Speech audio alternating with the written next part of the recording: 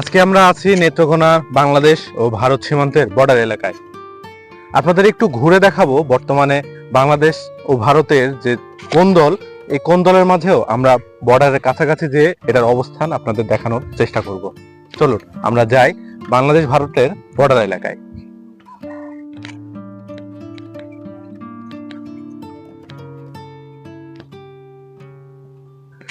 Border শেষে এই রাস্তাটা দিয়ে আমরা হেঁটে যাব। আমাদের গাড়ি কিংবা অন্যান্য কোনো যানবাহন কিছুই এর রাস্তা দিয়ে যাওয়া যায় না। আমরা পায়ে হেঁটে যাচ্ছি যত দূর যাওয়া যায় ভারতের বর্ডারের কাছে।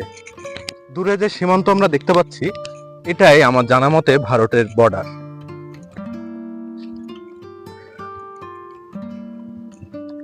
বিজিবি না থাকায় আমরা এগিয়ে যাচ্ছি সেই দিকে।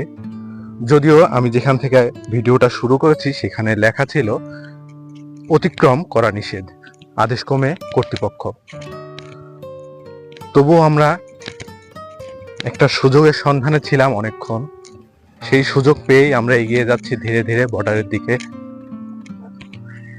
কত দূর আপনাদের দেখাতে পারবো জানি না। আশেপাশে পুরাটাই মাঠ। দূরে যে দেখা যাচ্ছে পাহাড়টা, এটাই আসলে ইন্ডিয়ার ভিতরে পড়েছে, কিন্তু বিএসএফ না থাকায় আমরা নিজ পায়ে হেঁটে যাচ্ছি। এখানে কোনো যানবাহন চলে না। মাঠের ভিতর দিয়ে আমরা ঠিক বর্ডারের পাশেই কিছু বাড়িঘর দেখা যাচ্ছে, কিছু মানুষের বসবাস। আসলে বর্ডারে যারা বসবাস করে তাদের জীবনটা একটু ভিন্ন ধরনের। আমরা অনেকটা হেঁটে আসার পরে আরেকটা নোটিশ, বাংলাদেশ সীমানা শেষ, সর্বসাধারণের প্রবেশ নিষেধ। তবুও আমরা চেষ্টা করছি এগিয়ে যাওয়ার। এই যে পাহাড়, এই পাহাড়ে আমরা উঠব। দেখা যাক কত দূর উঠিয়ে আপনাদের দেখাইতে পারি।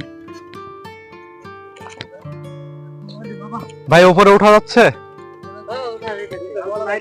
হ্যাঁ, বিএসএফ নাই। আমাদের বিজিবিরা কোন পাশে?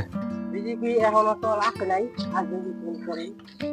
আপনারা এই 10-15 মিনিট কাটায়া হ্যাঁ হ্যাঁ, ঠিক আছে।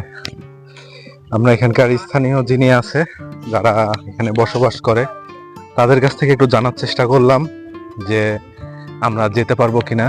তারাও সেই একই কথা বললেন যে বিএসএফ নাই, আপনারা খুব বড় জোর 10 থেকে 15 মিনিট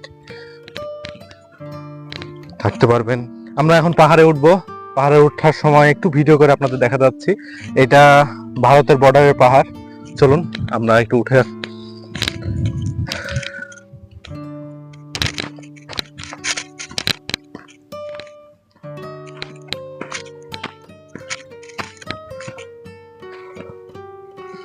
অনেকটা উঁচু, তারপরেও আপনাদের দেখানো আর নিজে উপভোগ করার জন্য আমরা উঠছি পাহাড়ে।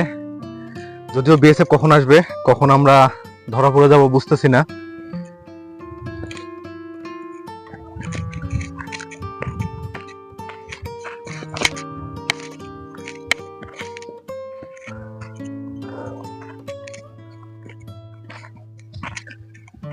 আমাদের অন্যান্য সহকর্মী সবাই উঠার চেষ্টা করছে।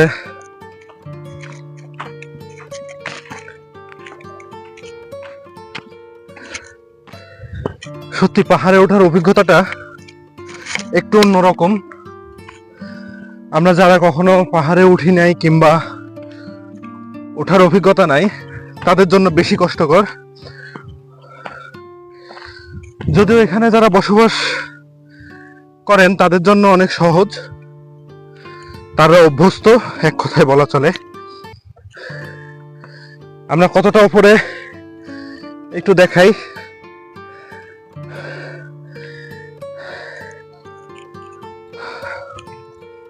শ্বাস নেওয়াটা কষ্টকর, যেহেতু আমরা এখানে রেগুলার না। সেই ক্ষেত্রে এটা পাহাড়ের প্রথম ধাপ। আমরা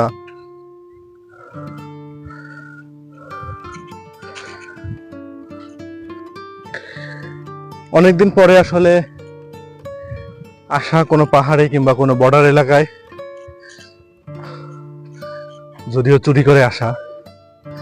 এখানে অনেকেই আছে যেহেতু বিএসএফ নাই সেই সুযোগে ছবি তোলার জন্য।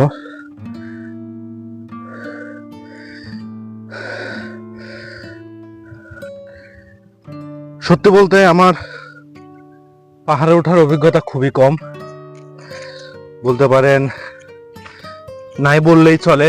কাজের সুবাদে কিংবা প্রয়োজনে পাহাড়ে আসা, এই জন্য তুলনামূলক আমার কষ্টটা অনেক বেশি হচ্ছে। এটা পাহাড়, পাশে আর একটা ছোট পাহাড়। আমরা সব থেকে উঁচু যে পাহাড়টা সেখানে ওঠার চেষ্টা করেছি।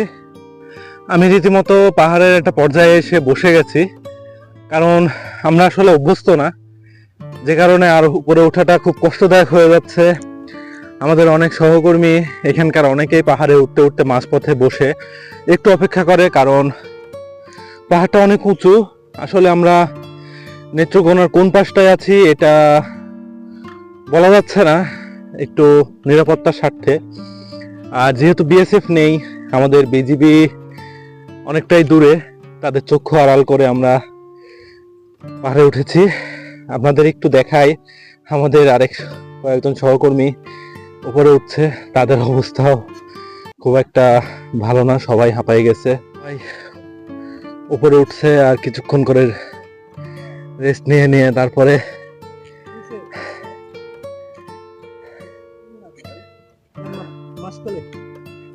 সবার অবস্থায় খুবই।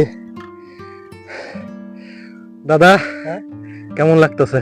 এইটা তো কোনো বিষয় না, এই পাহাড় নতুন অভিজ্ঞতা। অভিজ্ঞতা নতুন, এই পাহাড় আসা হলে কিন্তু পাহাড় থেকে কোনো পাহাড় আমরা মনে হয় শেষ পর্যন্ত পাহাড়ের চূড়ায় এসে পৌঁছালাম। আসলে বাংলাদেশে এত সুন্দর জায়গা আছে, আপনারা না দেখলে বিশ্বাস করবেন না।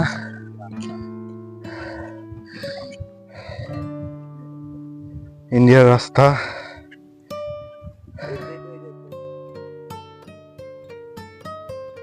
শেষ পর্যন্ত আপনাদের কতদূর দেখাতে পেরেছি জানি না, তবে নেত্রকোনার এই বর্ডার অত্যন্ত সুন্দর।